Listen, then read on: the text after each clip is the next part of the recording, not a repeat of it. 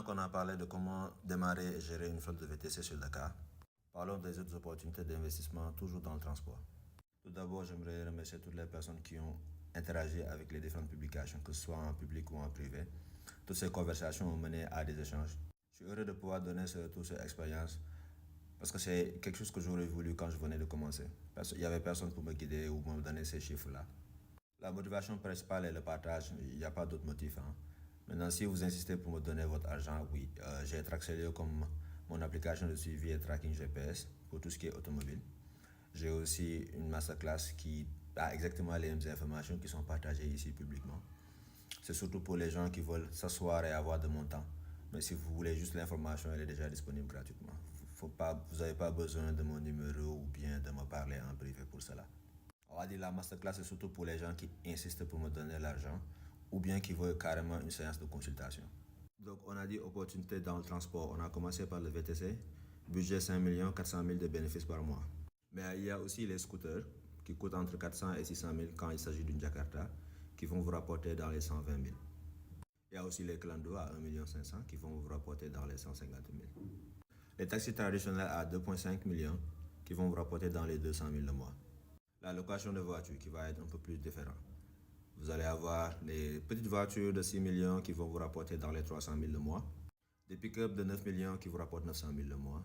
Des camions de 15 millions qui vous rapportent 2 millions le mois. Donc tous ces chiffres sont des estimations, par contre plus ou moins correctes.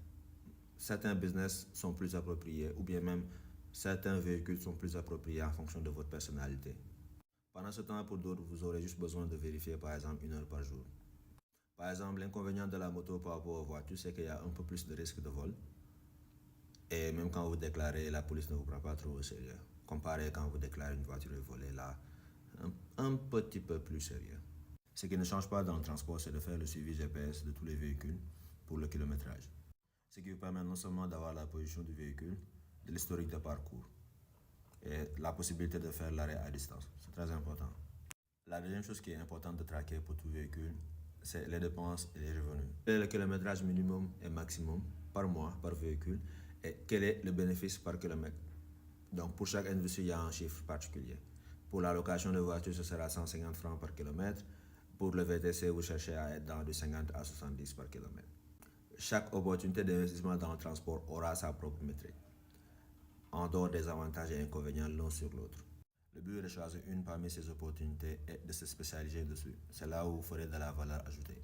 Par exemple, pour une Jakarta qui vous fait un versement de 5 000, si vous le placez chez une e-commerçante, une vendeuse en ligne ou bien un resto, vous pouvez faire jusqu'à 30 000 de chiffre d'affaires par jour. Ce qui vous revient à un bénéfice de 10 000 par jour au lieu de 5 000. Dans le même secteur, juste avec de la valeur ajoutée. Mais quand vous évoluez dans ce secteur-là, il vous faudra beaucoup plus de gestion active. En définitive, les opportunités sur le transport sur Dakar ne se limitent pas juste sur le VTC. Vous avez les transferts vers l'aéroport, vous avez les locations de voitures, vous avez les camions, et ainsi de suite. C'est à vous de choisir l'investissement qui vous convient le mieux en fonction de l'effort dans la gestion active ou bien dans la rentabilité.